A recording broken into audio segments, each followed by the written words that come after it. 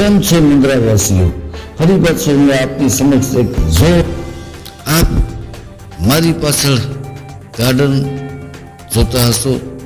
Garden જોઈને આપ સમજી જ ગયા હશો કે આજનો જે મુદ્દો છે એ માત્ર ને માત્ર ગાર્ડનને રિલેટેડ છે. જી હા, ઘણા સમયથી આ ગાર્ડન ચર્ચાનો વિષય બન્યો છે. શરૂ થયો, લોકોને ખુશી આવી, ખુશીલી થઈ ગઈ, પણ થોડાક જ દિવસોમાં અમુક કારણોસર એ ખુશી છીનવાઈ ગઈ. કારણ કે ગાર્ડન થઈ ગયો બંધ, લોકો માયુસ થઈ ગયા. પણ ફરી પાછું ગાર્ડન શરૂ થયું, ફરી પાછી લોકોમાં ખુશી જોવા મળી, પણ ફરી પાછું ગાર્ડન બંધ થઈ ગયું.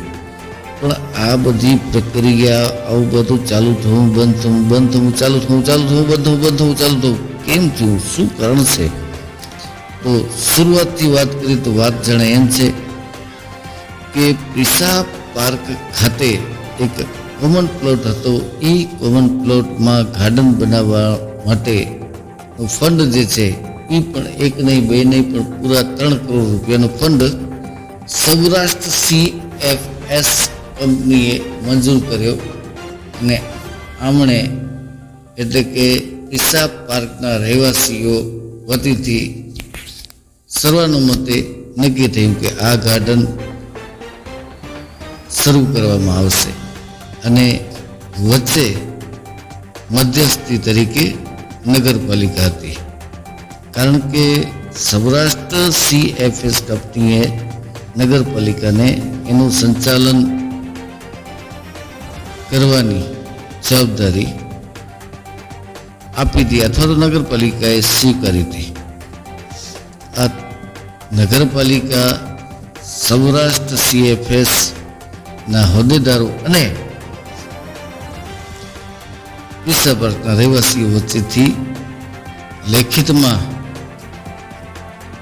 એક નક્કી કરવામાં આવ્યો કે આ ગાર્ડન આખા મુન્દ્રાવાસીઓ માટે ખુલ્લું કરવામાં આવે. કારણ કે ઘણા વર્ષોથી મુન્દ્રાવાસીઓ એવી ફરિયાદ કરતા કે મુન્દ્રામાં કોઈ એક ગાર્ડન પણ સારું નથી. આ મુદ્દો ધ્યાનમાં લઈ અને નગરપાલિકાએ પણ બહુ સારા પ્રયાસો કર્યા અને એક ગાર્ડન શરૂ કરવામાં આવ્યું. હવે બધું રંગત સંગીત ચાલતું હતું ને પાછળથી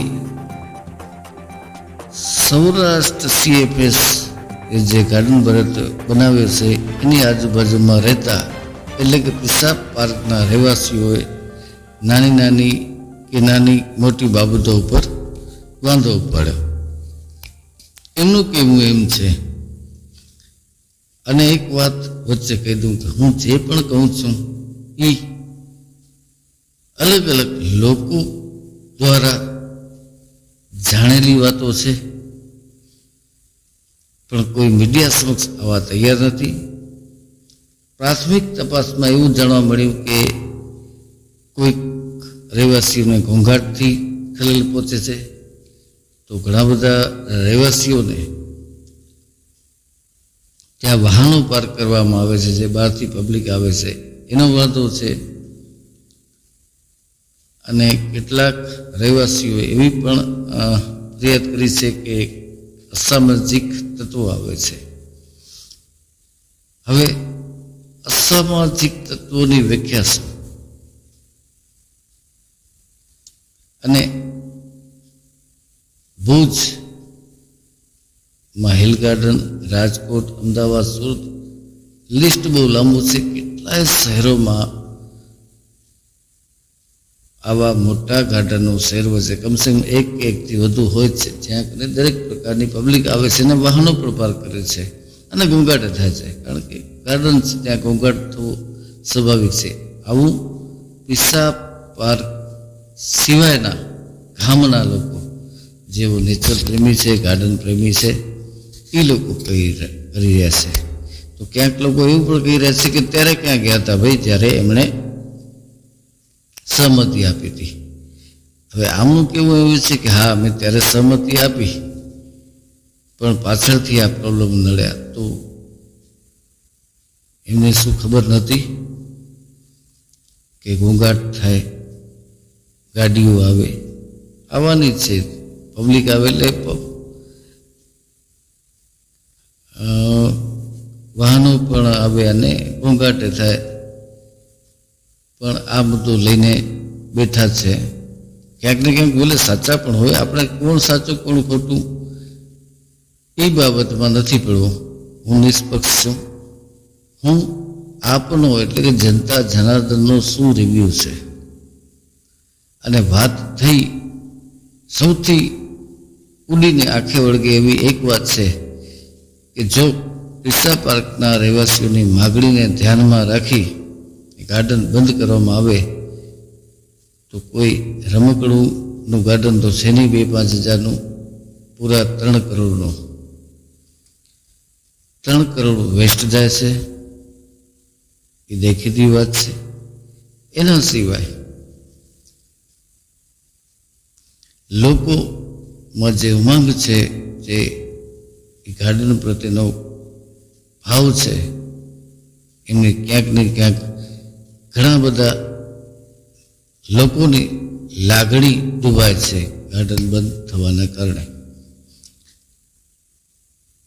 તો વળી એક વળી લેવું પણ કેમ કે જો આમ જોવા જઈએ તો બંને સાચા છે, પણ પહેલા ક્યાં ગયા હતા. અને બીજી વસ્તુ કે પિસ્સા પાર્કના રહેવાસીઓ કેટલા હશે?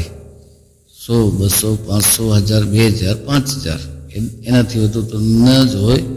હવે 2-5 હજારના લોકોનું મન રાખવા માટે મુન્દ્રાના 1 લાખ રહેવાસીઓનું મન કેમ તોડવું, એમની ઈચ્છા કેમ તોડવી? તો એના સિવાય પણ બજારમાં, માર્કેટમાં, ગામમાં ઘણી બધી વાતો થતી હોય છે. વાત કરી તો વાત લાંબી પડે એમ છે, પણ આપનું શું કહેવું છે એ આપ જણાવો. ફરી પાછો કહી દઉં કે આ વિડીયોમાં મારો કોઈની પણ લાગણી દુભાવવાનો કોઈ ઉદ્દેશ નથી. માત્ર ને માત્ર મેં જે ગામમાંથી, બજારમાંથી, લોકો પાસેથી સાંભળ્યું છે એ હું અક્ષરશ આપની સમક્ષ કહું છું. જય હિન્દ, જય ભારત.